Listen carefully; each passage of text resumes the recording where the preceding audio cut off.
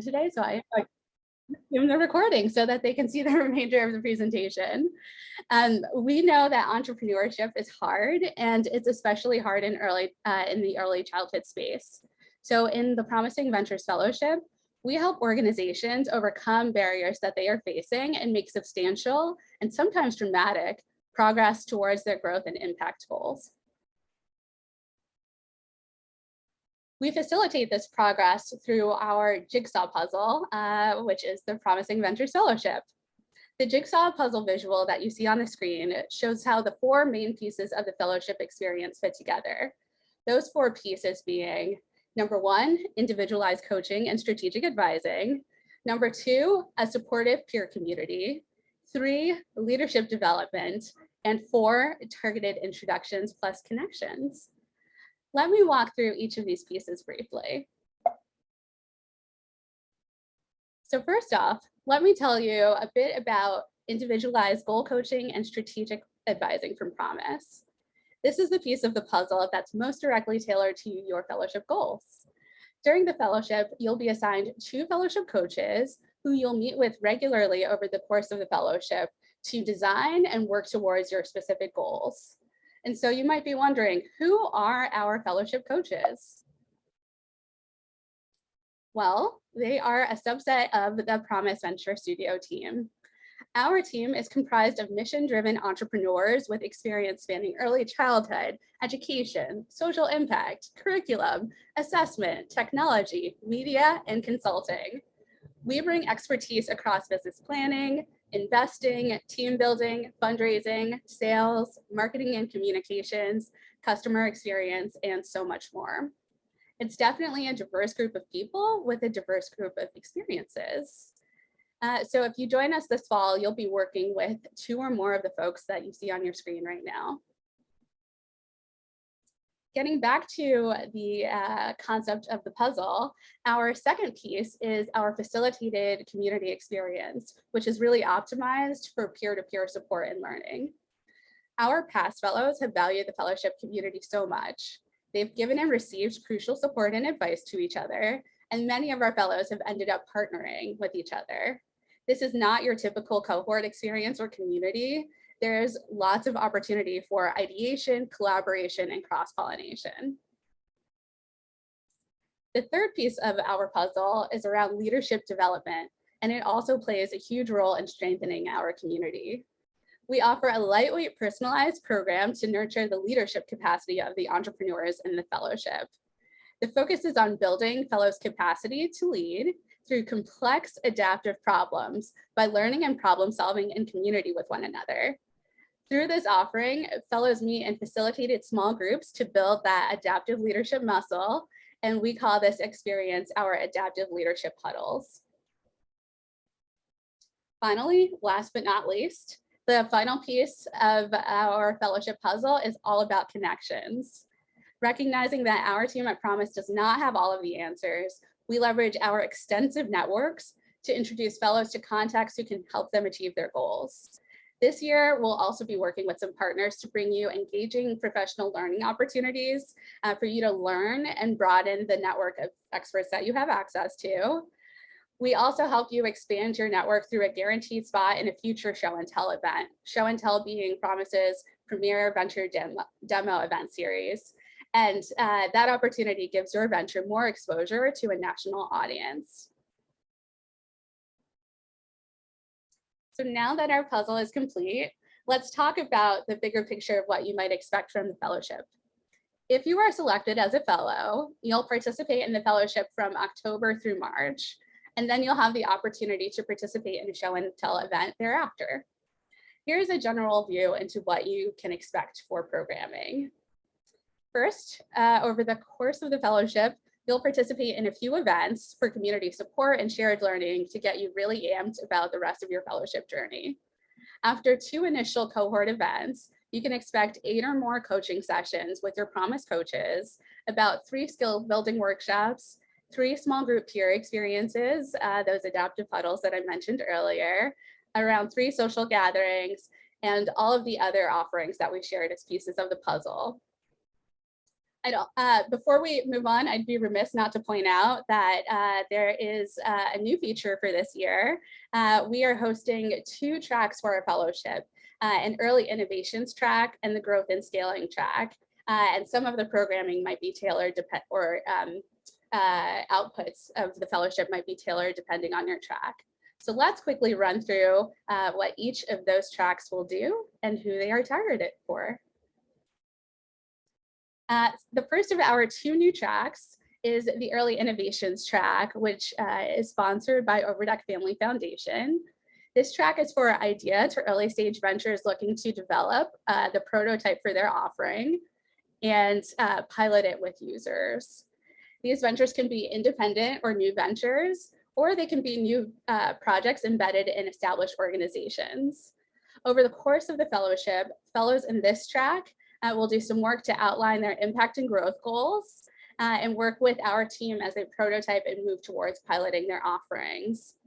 Ventures in this track will also work closely with our ventures to make sure that they have the tools and infrastructure in place to meet pilot readiness during or by the end of the fellowship. Ventures who get to the pilot stage for this track will receive a $20,000 stipend to test their intervention in the field, which is really exciting. For this track, we are prioritizing nonprofit ventures in the parent and early learning spaces that have solutions or are developing solutions that could improve outcomes for children and families in kindergarten readiness, early language acquisition, executive function, social emotional development, emotional regulation, and healthy birth outcomes. Our second track is the growth and scaling track. For this track, we are wholly agnostic about your stage and whether you're non or for-profit, and we have a pretty broad view of what your venture can focus on. For this track, our focus is to support your venture in moving towards realizing social impact at scale by really homing in on your impact and growth goals, and we'll work with you to identify and right-size those goals for the fellowship, and then partner with you to achieve those goals. So who should apply to the fellowship? Beyond the track-specific requirements, generally speaking, we are looking for social entrepreneurs working in the US early childhood space. And if you are a newer venture, it could be that you're looking to move into the US space. We define early childhood as prenatal to age 5, including the adults who care for children and influence their environments. That can include parents, caregivers, educators, pediatricians, social workers, advocates, and so much more. We define a social entrepreneur as broadly as possible. A social entrepreneur, in our view, is any individual who has identified a need or a problem in society and is working on a solution. We are specifically looking for entrepreneurs who have goals to reach children and families facing the greatest adversities stemming from systemic racism, poverty, and injustices based on gender, ability status, and other identities. We also look for organizations that have the potential now or in the future to achieve social impact at scale. We work with folks from nonprofits, for-profits, as I mentioned earlier, academics, practitioners, essentially anyone working towards greater impact and scale in the early childhood space. The common thread there is that shared goal of scaled impact. We also highly value diversity and welcome people of all backgrounds to apply. We strongly encourage applications from social entrepreneurs who identify as Black, Indigenous, people of color, women, members of the LGBTQIA+ community, and others from historically underrepresented communities, and in particular, those who have a lived experience relevant to the need or problem they seek to address. So let's talk a little bit about program alumni, and you'll get to meet a few of our program alums later on this call. So we're really excited to introduce you to them. Yes, let's talk a little bit about our program alumni to give you a sense of who we've supported in the fellowship in the past. On this screen, you can see the logos for the 30 plus odd ventures that we've supported over the course of the past 3 years of the fellowship. And as you can see, about 2/3 of the fellowship organizations have been nonprofits, with an additional third or so being for-profits. Around 60% of our alumni ventures were growth or mature stage orgs, but we've also worked with early stage orgs in the past. The far majority served high proportions of BIPOC and low income customers and beneficiaries. Nearly half of our leaders, our alumni leaders, identify as BIPOC, and nearly 8 in 10 identify as women. Alumni hail from across the country, and we've had representation from about 20 states. I don't think we've had any fellows from Alaska yet, so calling all folks from Alaska, feel free to apply. Great. So we hope that you're super interested in applying by now. Let's go over some of our program logistics. So we're going to take a second to talk about our fellowship application and how you can apply. For this section, I'm going to turn it over to my wonderful colleague, the newest member of the Promise Venture Studio team, Senior Program Manager, Demetra Brown. Thanks so much for that introduction, Laura. Hi, everyone. I'm really excited to chat with you all about the application process, which we hope will be an illuminating process for you all. So let's start with the fellowship timeline. The application opens on Friday, July 1st at 8 a.m. Eastern. On that day, we will unlock the application for your access. We encourage you to review the application on the first day. We really want you to get a sense of what you need to accomplish to complete it. Our next major milestone is a workshop called Crafting a Strong Promising Ventures Fellowship Application. In that fun and interactive session, we'll share some of our top tips, tricks for developing a best-in-class application. I'll ask one of my colleagues to drop the link to the registration page for that workshop in the chat now. Additionally, throughout the month of July, we are offering several office hours during which you can ask questions about your application and get one-to-one help. You can find out more on the fellowship webpage and sign up for a personalized slot there. Lastly, the application will close on August 5th at 11:59 p.m. Eastern Time. And the Promise team will be spending several weeks reviewing applications before emailing out our final decisions on September 20th. Awesome. So next, let's talk about what the application actually looks like. So the application is comprised of 3 types of questions. We have general venture and team questions, short essay questions, and video questions. Next, we'll get into the details of those sections. All right, so the first type of question is the general and team information questions. We want you to understand things like we hope to understand things like who you are, what your venture's focus area is, and what stage your venture is in. We also want to delve into who do you serve or who do you intend to serve. We also want to get a chance to understand a sense of who your team is. Things like, what is the team's background? What is their expertise? And who from your team is applying to participate in the fellowship? For the fellowship, we strongly encourage ventures to apply in teams of 2 to 3 senior or founding members of their respective organization. The next type of question that we'd like to discuss is the short essay question. These short essays should give us insight into how you think about your work. Questions will focus on topics like, what problem are you solving with your venture? What is your venture's business model? And how do you think about impact? We also want to hear why the fellowship might be a good opportunity for your venture and the team at this point in its trajectory. While we don't have a specific word count required, we do expect for these questions to be, and their responses to be detailed, but concise. Those are the answers that are the best. We think you should be able to respond to these questions in 200 words or so. So the last question type is our video questions.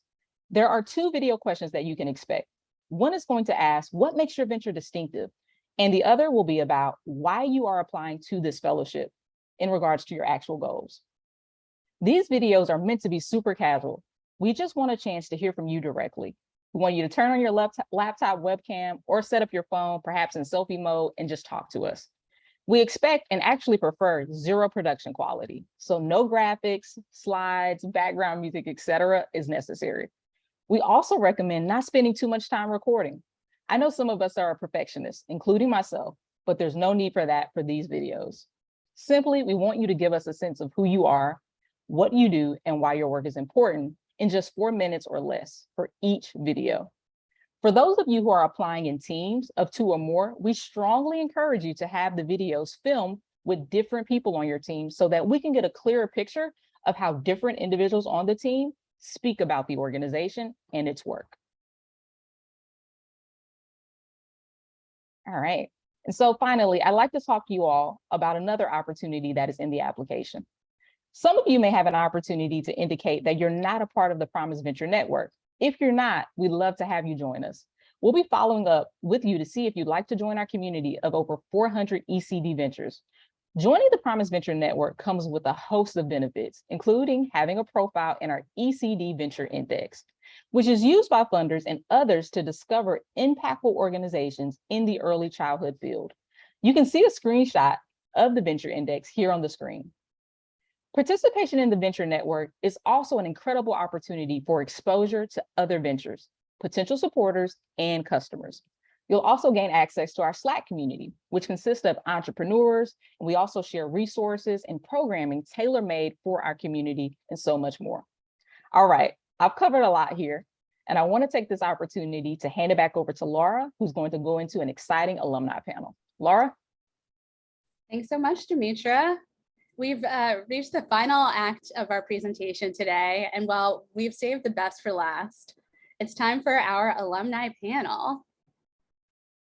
Today, we're so pleased to have Dana Emanuel, Melanie Richardson, and Melissa Tran here with us to tell you about their experience in the fellowship in their own words. I'm going to start by asking each panelist to tell you about their organizations and their fellowship experience at a very high level so that you have some context, and then we'll jump into questions for the whole group. Feel free, if you have any questions along the way, to add your questions into the chat. You can address specific panelists if you'd like in those questions. Demetra, I'm going to ask if you can help me co-MC and call out those questions when we get to that section. And for your questions, please don't be shy. This is a very open and supportive group. So first up, I'm pleased to introduce Dana Emanuel, Director of Learning and Innovation at New Moms. Dana, thanks so much for being here. Would you start us off by telling everyone a little bit more about New Moms and what you do? And then would you describe what you worked on during the fellowship?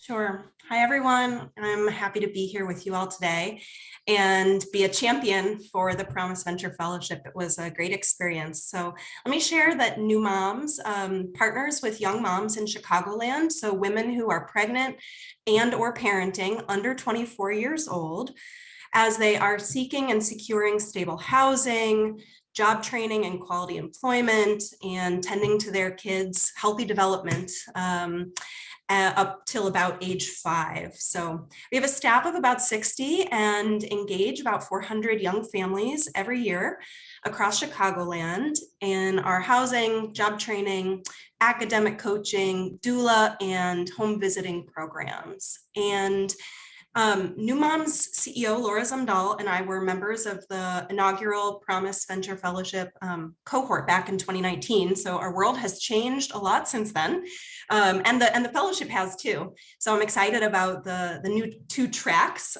We had just 1 track in ours, and at that time at New Moms we were moving towards a more family-centered, goal-driven method of coaching young moms towards the goals that they set for themselves. And it was a successful transition away from more case management towards family-centered coaching, but it took more time and it took a lot more paperwork. And our coaches and participants started to share and ask what we could do to reduce the pains of coaching while holding on to the gains of coaching. And so we started to think about how technology could support, reduce the friction and enhance the gains of the coaching for goal achievement. And that's the project that we came to Promising Ventures Fellowship with, was really to think about what can we do with this idea to have supportive supplemental coaching technology to, accelerate goal achievement for young families. And that's what we did. And I'll be happy to share more as I get into the panel. Cool. Well, that's a beautiful segue to my next question for you, Dana, which is, how did the fellowship turn out for New Moms? What progress did you make against your goals, and how, if at all, did participating in the fellowship accelerate your progress towards your goals? So let me just say, we are a human service organization. We're a legacy organization, about 40 years old, coming up to our 40th anniversary. So we're kind of a mature organization with a nimble and innovative spirit. But we came to the fellowship without knowing a lot about technology. We have a range of digital comfort and confidence on our staff. Our participants are all generally very comfortable with technology, under 24 years old, and are kind of mostly using smartphones. And so we came to Promise without really knowing the first thing about engaging in app development. And so we came with an idea and a hypothesis that technology and a participant-centered app could accelerate their goal achievement, reduce the friction of coaching, shift the time away from paperwork and data entry towards in-person at that time, and supportive, coaching. And we finished the fellowship with an outline, a roadmap towards how to do that. Most of the way through our discovery process, understanding what that jargon even meant, learning the technology jargon. So we made our way through the discovery process, the first phase of the whole timeline, with a roadmap for what to do next, with the next phases of prototyping and engagement with an app developer and iteration and assessment. And ultimately in January 2022, we were able to launch New Mom's app. So we really credit Promise and the fellowship for catalyzing that initiative for us. Great. Thanks so much for sharing, Dana. All right. I want to introduce our second panelist, Melanie Richardson, co-founder and executive director of Training Grounds. Melanie, we really appreciate your being here today. Would you tell us a little bit about Training Grounds and what you do and what your goals for the fellowship were? Yes. Can you guys hear me okay? Yes. Awesome. So thank you so much for having me. I'm really excited to be here and to be talking to all of you that are interested in the Promise Venture Fellowship. So Training Grounds is a nonprofit that is based out of New Orleans. Unlike Dana, we are only 5 years old, so we are a new nonprofit. And we work primarily with families with children from birth to age 3.5 with our We Play Center. And the We Play Center is a free play space where parents can come with their children if they do not have access to quality early child care, or if they have chosen to not access traditional childcare. And that was the program that we actually brought to Promise Venture with the hopes of growing and expanding and replicating the We Play Center into other cities or in other states. Awesome. And could you share a little bit about how your perspective changed as a result of the fellowship and what you were able to accomplish? So what we realized coming in, being a small organization, we had just been doing things and we've been doing them well. And I guess a lot of times we felt like we were maybe further along than we really were. And the fellowship really helped us to realize that we needed to kind of put some policies and some protocols and just some systems in place so that we can easily replicate. And so that was really, and then I think it also helped us to really highlight, like, what are some things that we're doing extremely well that we never paid attention to because we were just so busy growing a nonprofit. We're starting a nonprofit and growing a program. And I can say that Melissa was really helpful, who was one of our coaches, in helping us to really look at what we were doing and to look at it differently than just doing the work, but how other people would actually see it and perceive it and welcome the difference that we were making in the lives of families and young children. Thanks so much, Melanie. And speaking of replicating, I want to replicate your gallery wall. It's really inspiring. It's super adorable.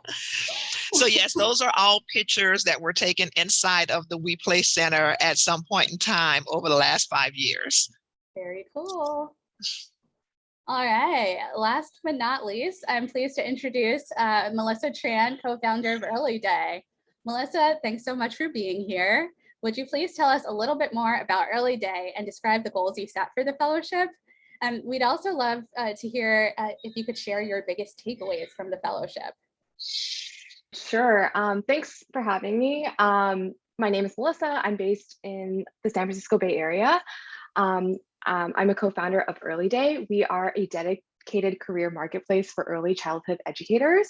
And so what we do is our mission is to help make it faster and easier for childcare centers, preschools, daycares to find pre-vetted qualified teachers, and for educators to really grow their careers in this field.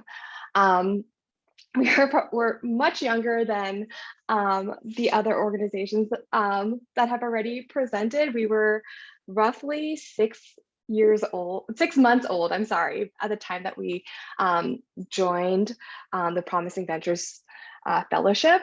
We had just raised our pre-seed round of funding and launched in New York City at the time when we joined our cohort last fall. And we were having great traction in New York, and we had centers and teachers using our platform, but we weren't charging yet for our product. So one of our goals that we had set for the fellowship was really, how do we monetize and make this a sustainable business? And how do we also position the monetization of our platform in a way that would make sense for centers in the months to come? And that was one of the biggest takeaways from the fellowship. Was we worked really closely with Melissa and Awara, and based on their experience having hired for centers in their past careers, they provided so much input as we were testing out and just trying to figure out different pricing models for our platform. And as we worked through the different options that we had, we were able to nail down a pricing model that we eventually were able to launch in New York City earlier this year. And the takeaway is that it's working so far, and I really don't see how we could have gone there, honestly, without the input from our coaches. And I'm happy to say that in New York, we have 100 paying centers right now, all on the pricing model that we helped to establish with the help of our coaches. So that was our biggest takeaway. Many others, I'll let you take it over, Laura. Well, can we just unmute and give Melissa a round of applause for that huge milestone? New York is a beast. So that's huge. All right, well, let's transition to the panel portion of the event. We have a few questions for our three panelists, and I'll ask one or more of you to respond to them. We'll also leave some time for questions that we will pull from the audience. And so our first question is for Dana and Melanie. And the question is, what surprised you about your fellowship experience? Melanie, do you want to go? What surprised me most about the experience was just how helpful the other cohort members or the other fellows were in our growth. I think that was like, we kind of went in thinking and feeling that the coaches would be extremely helpful, but it was our fellows and our fellow, Promise Venture cohort members that were extremely helpful, and that everyone was so passionate about seeing everyone else succeed that they were willing to give information and share information however they could. I think that was probably one of the biggest surprises from our experience, for me anyway. And the two biggest surprises I would say that we had was, the first was that we weren't that familiar in 2019 with Promise. We hadn't really attended any events. You all were still, this was the inaugural cohort of the fellowship that we joined. And so we were really surprised at how high quality the coaching was, the facilitated group sessions, the facilitated interactions between the fellow fellows that you made. And I think that was such a pleasant surprise. We had an inkling that that would be the case. We trusted that that would be the case. And you even exceeded our expectations in terms of the quality, the thoughtfulness of the experience. And then the second big surprise, I think for us, was we came in with a pretty narrow idea, like this is the technology project that we want to explore. We have a hypothesis about how technology and a participant-facing app could help accelerate goal achievement. And we thought we would get tools for that app and understand the process for moving through a technology project. And the tools we got were absolutely helpful for that. We used those tools, but also how applicable the tools were to a much broader set of projects. And we've since used many of the tools that we learned about and practiced in our fellowship. I mean, over and over, the Center on Developing Child, scaling impact tools, the strategizer canvas that we learned, the jobs to be done tools. So that was the other surprise, pleasant surprise, is the widening of the lens that we were able to apply to other projects that we had going on at the organization. Great, thank you. Our next question is from Melanie and Melissa. And as you reflect on the different elements or the puzzle pieces of the fellowship, we have our coaching, community, leadership development, and the connections. Which element had the greatest impact on you or your organization, and what was that impact? I can jump first. So I already mentioned coaching, but I will reiterate that our coaching sessions were so helpful. And I thought that you all did such a good job of pairing coaches with ventures. And we really looked forward to our sessions with Melissa and Awara. They came with such concrete and specific feedback. They also were, someone, a safe space, but also a great, outside, set of voices that could really help to ground us and give us perspective on the overall ECD ecosystem. Frankly, both my co-founder and myself don't come from the ECD world. And so really the fellowship itself was our connection to a lot of the rest of the ecosystem. And to back that up, we were really surprised when, we would come to Awara and Melissa with a problem and they would say, we might not be the best people here, but we're actually going to bring in the rest of the Promise Venture Studios team and try to, get you an answer here. So for example, we were working through our teacher user experience on our platform, and Melissa and Awara pulled together, Laura, you were there, Grant, some other folks who had experience either working directly with teachers and or were former educators themselves. And we had a whole session on the improving of the teacher user experience on our platform. In another session, we were telling Melissa and Awara about a potential partnership opportunity. And they said, you know what, Matt and Michael would be the best people for you to talk to here. Let us get them together and see if they can have, it was actually an emergency. It was not an emergency, but it was like last minute, like, let's get them on the phone and get some advice from them for you. And that was just amazing. So I really enjoyed both the coaching sessions, but also the additional support. Everyone is really just invested, really felt like they were invested in our success. Melissa, I would agree with you. I really enjoyed the coaching session. Melissa and Grant was so patient with us and so encouraging, but yet knew just when to push and challenge so that we could expand our thinking and how we were seeing the work that we were doing. So I really thought that the coaching that we received was the most impactful. And we are still using quotes and things that Melissa brought to our attention. Actually, I just had a meeting today with a researcher and was talking about, some of the language some of the things that Melissa was like, you guys really need to focus on the number of contacts you're having with these parents. You're reaching parents, in 3 months, you've had 30 contacts with a parent. And we just never looked at it that way before, because that's just what we were doing. And now we realize that that is not unique. That is unique, that's not something that everybody does. And so I think those coaching sessions have just kind of helped us rethink how we see what we do every day. Great, thank you. Yeah, on our side, we're really excited about the coaching. So it's great to hear that you've had awesome experiences with it. My next question is for Melissa and Dana. Can you tell us a little bit about the experience of going through the application process and what you'd say to anyone who's considering applying?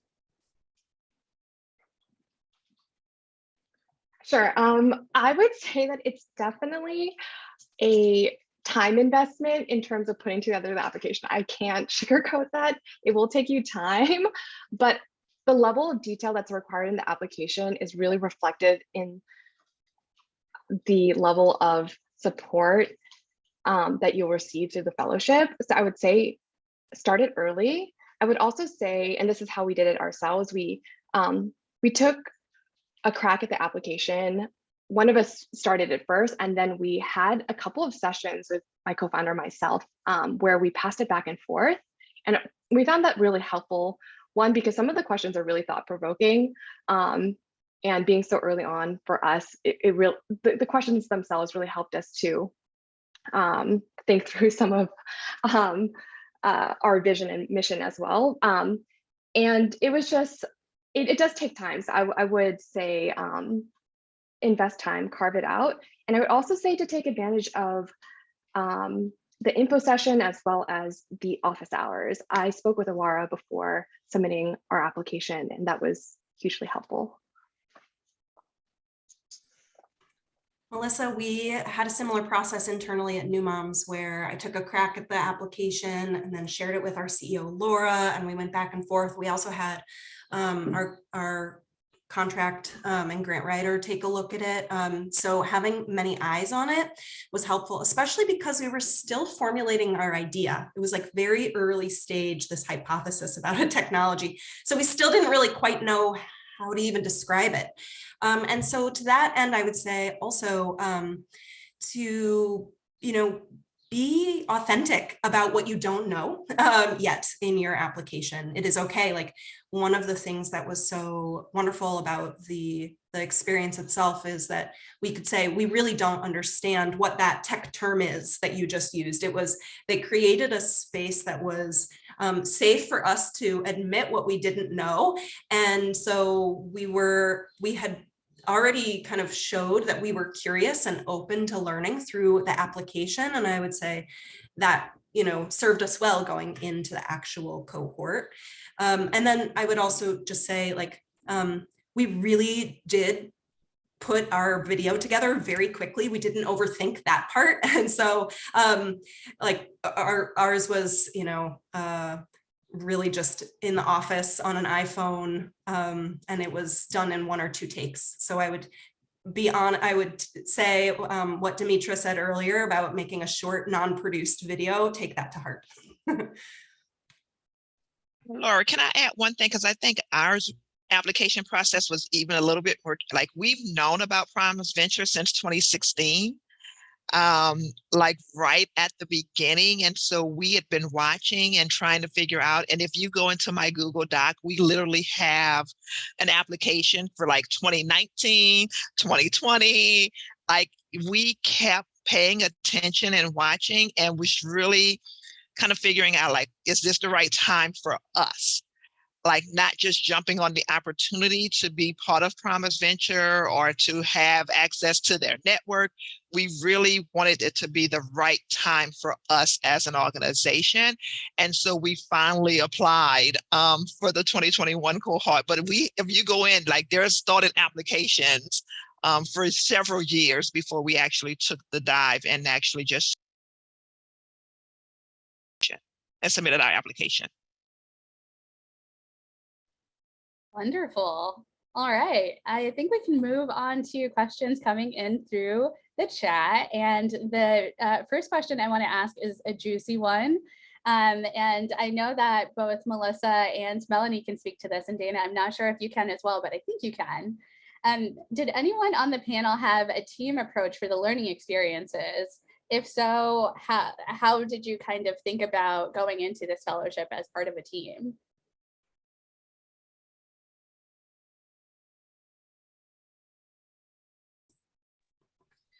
We did.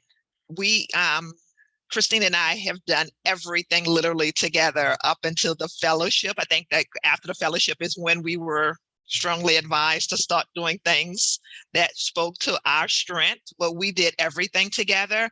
And I also think that it was a little bit different for Christine and I because we were co-founders. There wasn't a hierarchy. And I think some of the people that were in our fellowship really struggled when there was a hierarchy and there was a sense of not agreeing or seeing things differently or maybe having a different vision. Whereas Christine and I have always kind of been on that same playing field and we can both speak our mind knowing that we're co-founders in this journey. And so we just have to speak our mind and mesh it out until we figure it out, but there wasn't that hierarchy. So yeah, we did it and it worked out extremely well for us. I was so glad to have somebody else as well. That was huge, I would say, just with the amount of work and the expectations that were placed on us. It was good having someone else to bounce things off of. Yeah, Emma, my co-founder, and myself, we're also co-founders. I think what was helpful really, we also did everything together in the fellowship.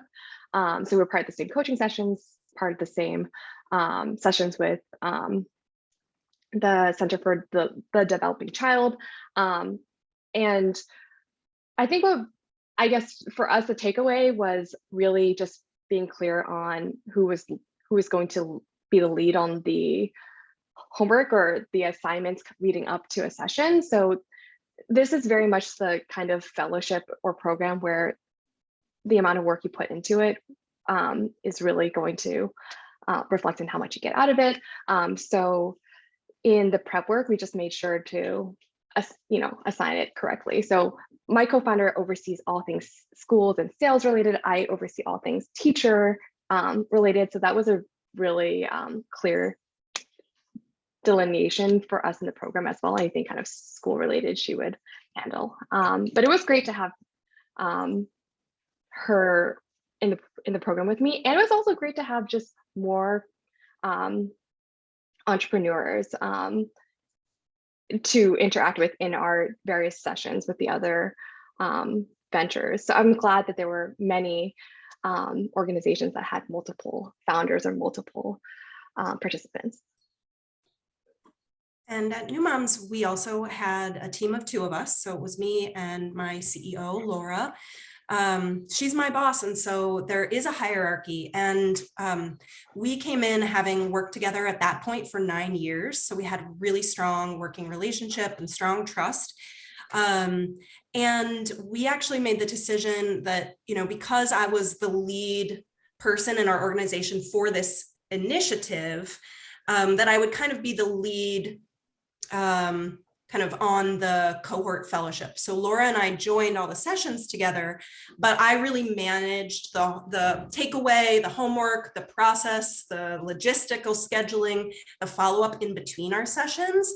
And it was really helpful for Laura to do that. She has a lot of other things going on, but also because, and it was important for her though to be there because this was going to require such an organizational investment of time, money going forward that we needed somebody with her level of influence in the organization to also be there in the cohort. So it was nice and worked well that we had our CEO and me at the director level working together. And I think that actually helped the process move faster after the cohort because Laura and I had both been in it together, that we were able to I didn't have to create the case for what I was bringing to the organization as much because Laura had been there as well. Definitely, definitely. I think that the fellowship makes you really think about team dynamics a lot. And so it's important to come in with that trust.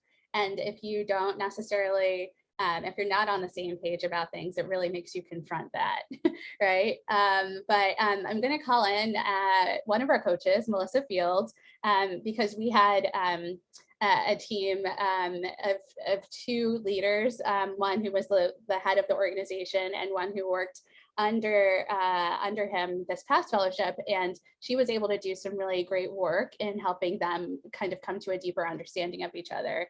And we heard from I think both members of the team that experience was really transformative to them. So Melissa, I think you know who I'm talking about, and I don't want to give anything else away, but yeah, I'm curious if you just have any additional thoughts on team dynamics that you'd like to share. Yeah, I mean, and that was a fabulous experience as well, and sort of a, an unanticipated benefit from the fellowship, because their fellowship goals were very much focused around the work itself, and not necessarily focused on team dynamic. But I would say, to me, if I look across the teams that I coached, it's really the hierarchy isn't necessarily as important as the relationship between the two individuals, and the willingness to sort of be vulnerable together and share input and feedback and be open to feedback together. And so the coaches can sort of navigate the different roles, and we're sort of used to that. So I would encourage you, if you do have a partner, if you have a number two, whatever it is, I would encourage you to apply it together. Awesome. Our next question is equally juicy, and it is, what was the most challenging time for you in the fellowship experience, or what was the most challenging aspect of the fellowship experience?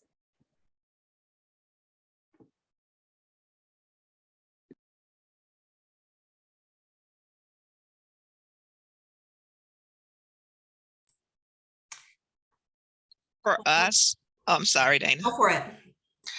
For training grounds, I think it was just the time. It was the time commitment and carving out the time to do the assignments. We were at that time, even smaller than we are now. We only had, I think, maybe 4 staff members when we were going through. And so a lot of the day-to-day operation still fell on Christine and I. And so just really being committed to carving out the time to get our assignments done and get our work done and submit things in a timely manner. So the time commitment was the biggest struggle for us, a challenge for us.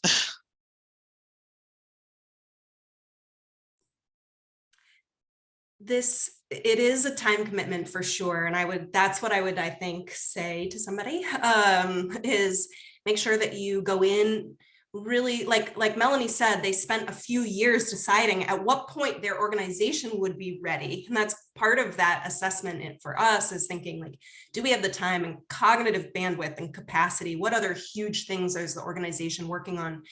And if this fellowship leads us to the place where we want to be, the goal, do we have the capacity at that time, at the end of the fellowship, to take this forward too? Because it would be such a shame if we did all of this work and then we're doing a big capital campaign at this point, and we have to put our learning to the side and come back to it 6 months later. So making sure that the momentum, the capacity was there, not just for the fellowship, but also thinking about going beyond that was important.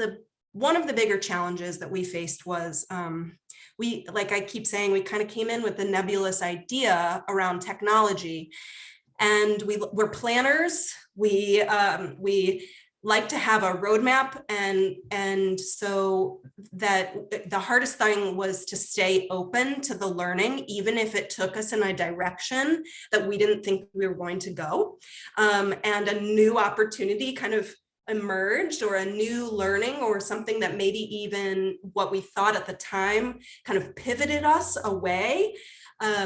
Being open is a tension in learning. And I think that was just a challenge, because we like to have a real clear roadmap, but sometimes you learn something new that takes you down a different path. And we were better for it, but that can be a challenging feeling.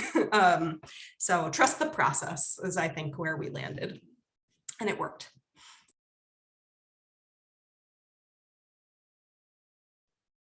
Great. All right. We have some other questions in the chat about the time commitment and whether or not the program is virtual, hybrid, or in person. The fellowship for this year is going to be virtual. We'd like to entertain in-person events at some point in the future, but we at this point don't have any plans to do so. In terms of the time commitment, our coaching sessions for this year are going to be either 60 or 90 minutes. And you'll have about 8 of those coaching sessions in addition to the other kind of workshop and social cohort opportunities as well.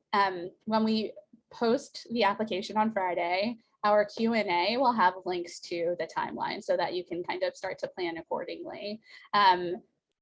I'll also say that the time, this fellowship does require a lot of your time. We try to make it such that your goals are directly related to what you're working on so that it doesn't feel too burdensome, but it is a time commitment. So just want to call that out. But we will make it well worth your while if you if you apply and get in. Also, Melissa has posted a comment in the chat that I think is quite valuable. So Melissa, do you want to hop in there and just add? Sure. Thanks, Laura. I would just say that, you know, in between each coaching session, there's turnaround work and thinking that is ideal if the fellows are able to process. So, you know, it might be, so I'll use, you know, Melissa's example. We might have had one coaching session about what we thought of, you know, different pricing models. And in between that coaching session and our next coaching session, Melissa put together a financial model to quantify what the different options might look like.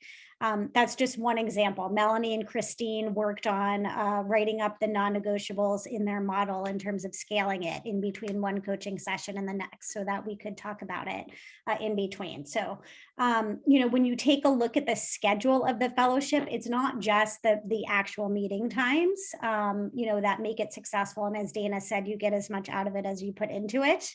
So I just wanted to note that. Wow, we just got a rapid fire number of questions in the chat that I will try to run through. Natasha, I hope I'm pronouncing that correctly. If not, feel free to hop on. In terms of the dates for the cohort, we will inform everyone whether or not that they are selected by September 20th. And then the cohort will launch at a fast follow October 5th. And so that'll be our first real opportunity to meet as a cohort before we dive into the rest of the experience. In terms of David's question, how do we make a decision about who will be participating in the fellowship? Well, we're going to have a great second information session later in July around crafting a strong Promising Ventures fellowship application. But our primary criteria are around your potential to achieve social impact at scale. And so we're assessing things like your business model and how you think about your growth plan. We're going to be asking questions about your impact model or how you think about achieving impact, particularly with the populations that we care most deeply about. And then we also want to hear about the problems of practice that you're facing and make sure that our team is appropriately equipped to help you kind of make progress against those goals. Which leads to Kelly's question, I hope I'm pronouncing that correctly as well, around the percentage of fellowship ventures that ultimately achieve their goals. In the past, we've seen about a 70% achievement rate by the end of the fellowship. And so they're either making really strong progress or they've hit their targets. And then oftentimes we continue to have a relationship with ventures after the fact so that we can help them continue on their growth journeys or their impact journeys, having us as cheerleaders and supporters in the background. Kara's question, great question, in terms of where we're capping the cohort. So we typically have around 10 ventures, and for this year, we anticipate having about 5 ventures in the early innovations track and about 5 in our growth and scaling track, but we will see who comes to us and make a determination kind of after we have the full slate of applications. So I hope that that was, you know, a valuable offering of information, and that addressed all of your questions. We are at the 58-minute mark. And yes, I also want to call out Dana's comment in the chat because I think it's a great one. But we are at the 58-minute mark, and Melissa just dropped in our 1-minute survey so that we can improve our information session programming in the future. So if you could take a second to click into that link, we'd love your feedback on today's event. I also just want to give a quick round of applause to our panelists. We have Dana Emanuel from New Moms, we have Melanie Richardson from Training Grounds, and Melissa Tran from Early Day. If you've not read about their ventures, they are true exemplars of the field. So I highly recommend that you run out of this webinar and onto their websites to learn a bit about what they are up to, because they are truly going to transform the way we think about early childhood in this country. Jerica, your question is also a great one. We are going to be following up with the recording of this session. It's going to start 2 minutes in, so it's going to be an abrupt start, but hopefully it gives you all the information you need to make a determination around whether or not you'd like to participate. Thanks so much, everyone, and we really hope you enjoy the rest of your day. Bye.